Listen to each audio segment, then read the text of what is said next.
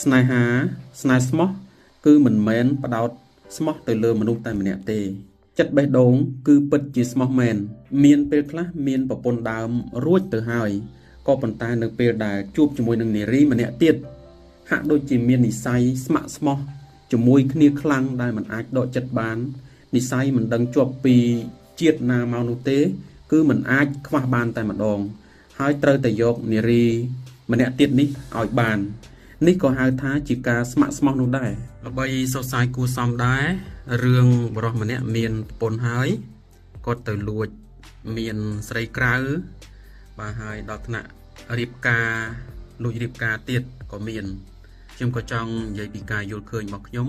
និយាយអំពីតម្លៃនៃភាពជាមនុស្សបាទតម្លៃនៃភាពជាមនុស្សដែលខ្ញុំចង់និយាយក្នុងនាមជាប្តីក្នុងនាមជាប្រពន្ធក្នុងនាមជាមនុស្សដែលរស់នៅក្នុងសង្គមគឺសុទ្ធតែមានតម្លៃរៀងខ្លួនហើយបើតម្លៃនោះបាត់លែងមានគឺមិនមានអ្នកណាមកប្រទាបបថោកតម្លៃយើងនោះទេគឺមកពីយើងខ្លួនឯងទង្វើរបស់យើងពាក្យសម្ដីរបស់យើងដែលយើងបង្ហាញចេញទៅធ្វើឲ្យយើងខ្លួនឯងនេះបាត់តម្លៃនៅក្នុងសង្គមបាត់តម្លៃក្នុងភាពជាមនុស្សបាត់តម្លៃអាចថាខ្ពស់ដល់ពេលយើងធ្វើអីមួយដែលមិនសមទំនងធ្វើឲ្យបាត់តម្លៃធ្លាក់ចុះរហូតអ្នកខ្លះអាចបាត់អស់លេងធ្លាក់ដល់បាតអ្នកខ្លះធ្លាក់មធ្យមក៏ស្ដារឡើងទៅវិញបានអញ្ចឹងទៅអានេះសុទ្ធតែជាតម្លៃនៃមនុស្សអញ្ចឹងតម្លៃឡើងតម្លៃចុះគឺស្ថិតនៅលើយើងរៀងខ្លួនម្នាក់បាទហើយក្នុងនាមជាប្តីគឺមានន័យថាយើងគឺជាមេគ្រួសារ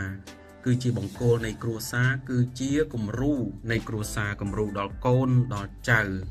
ហើយក្នុងនាមជាភរិយាក៏ជាសមាជិកដ៏ធំម្នាក់នៅក្នុងគ្រួសារដូចគ្នាអញ្ចឹងមានប្តីទើបមានប្រពន្ធអញ្ចឹងពីហ្នឹងបើយើងលើកប្តីឲ្យធំហួសហេតុពេកក៏វាមិនត្រូវដែរអញ្ចឹងយើងត្រូវតែឲ្យដើរទន្ទឹមគ្នាគ្រាន់តែថាយល់ពីកលៈទេសៈនៅក្នុងសង្គមថាប្តីមានតួនាទីអីប្រពន្ធមានតួនាទីអីអញ្ចឹងណាអាហ្នឹងយើងរស់នៅជាមួយគ្នាចុះសម្រុងហើយបាទកុំឲ្យប្រកួតប្រជែងគ្នាចង់ជន់ម្នាក់ចង់ខ្ពស់ចង់គៀបសង្កត់គ្នាអីអាហ្នឹងវារស់នៅមិនចុះសម្រុងនឹងគ្នាទេកុំឲ្យមានគំនាបមកខាងក្នុងនាមជាមិត្ត100ឆ្នាំចាប់ដៃគ្នាកសាងអនាគតបង្កើតជាកូនពូនជាចៅនោះអញ្ចឹងក្នុងនាមជាប្តីរស់នៅក្នុងក្រុមគ្រួសារជាគំរូដល់កូននៅពេលដែលបែករឿងបែកការគឺមានតែរឿងក្តៅក្រហាយមិនកក់ក្តៅទៀតនោះទេបាទហើយក្នុងនាមជាប្តីដែលមានតម្លៃយ៉ាងខ្ពស់នៅក្នុងក្រុមគ្រួសារដែលប្រពន្ធនិងកូនឲ្យតម្លៃនោះ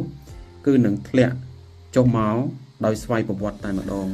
ហើយបើបែកធ្លាយនៅក្នុងសង្គមទៀតអញ្ចឹងមនុស្សនៅក្នុងសង្គមក៏គេទម្លាក់តម្លៃយើងដែលជាប្តីនោះដែរធម្មតាទេបាទធម្មជាតិនៃមនុស្សបើសិនជានរណាម្នាក់ប្រព្រឹត្តរឿងមិនល្អប្រព្រឹត្តរឿងខុសដោយបំពានគឺតម្លៃប្រកាសជាធ្លាក់ទៅអូតូម៉ាទិកតែម្ដងចុះប្រពន្ធតម្លៃជាប្រពន្ធយ៉ាងម៉េចបាទឧទាហរណ៍ជាក់ស្ដែងថាប្តីមានស្រីហើយយើងក្តៅកាហាយអន្ទះអន្តែងឆ្លោះប្រកែកបែកអូហូស្ទឹងទៅរករឿងដល់ស្រីទី2ស្រីទី3តើតម្លៃប្រពន្ធនៅត្រង់ណាក្នុងនាមជាប្រពន្ធដើមគឺយើងមានអំណាចមានសិទ្ធិជាងស្រីផ្សេងឬក៏ប្រពន្ធចុងក៏ប៉ុន្តែបើយើងយកសិទ្ធិនេះទៅប្រើដោយខុសនោះក្នុងនាមជាប្រពន្ធយើងក៏អស់តម្លៃនៅក្នុងសង្គមនិងអស់តម្លៃនៅក្នុងក្រុមគ្រួសារដូចគ្នាដោយសារហេតុអីដោយសារតែបើសិនជាយើងគិតពីតម្លៃយើងមិនចាំបាច់ទៅរករឿងស្រីខាងក្រៅបោះប្តីទេវាអត់មានន័យខ្លឹមសារអីទេតំពួកវាទៅភ្នៅវាមកអញ្ចឹងអ្វីដែលយើងគួរតែធ្វើយើងគួរតែដោះស្រាយបញ្ហានេះជាមួយនឹងប្តីយើងដោយផ្ទាល់យើងគួរតែទុកតម្លៃខ្លួនយើងជាប្រពន្ធនេះឲ្យនៅខ្ពស់ចុះតម្លៃជាមនុស្សរស់នៅក្នុងសង្គមតើយើងដឹងទេថាមនុស្សប្រុសដែលមកតាក់ទងជាមួយយើងនៅកំឡោះនៅលាវពោះម៉ាយឬក៏មានប្រពន្ធហើយបើសិនជាយើងមិនដឹងនោះយើងគ្មានកំហុសទេពីព្រោះតែយើងមិនដឹងហើយបើយើងដឹងហើយយើងនៅតែបំពេញ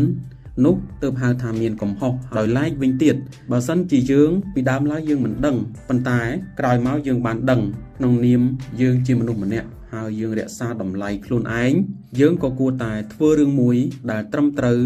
ដូចជាប្រពន្ធដើមដែលមានតម្លៃដែលខ្ញុំបាននិយាយមុននេះមិញអញ្ចឹង រឿងរ៉ាវស្នេហាគឺវាមានច្រើនលំដាប់ច្រើនកម្រិតនិងច្រើនទស្សនៈទៅតាមការយល់ឃើញទស្សនៈខ្លះគឺយល់ឃើញថាស្នេហាស្នេហ៍ស្មោះគឺមិនមែនផ្ដោតស្មោះទៅលើមនុស្សតែម្នាក់ទេចិត្តបេះដូងគឺពិតជាស្មោះមែនមានពេលខ្លះមានប្រពន្ធដើមរួចទៅហើយ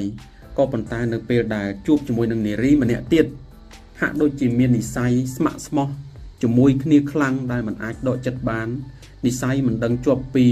ជាតិណាមកនោះទេគឺមិនអាចខ្វះបានតែម្ដងហើយត្រូវតែយកនារី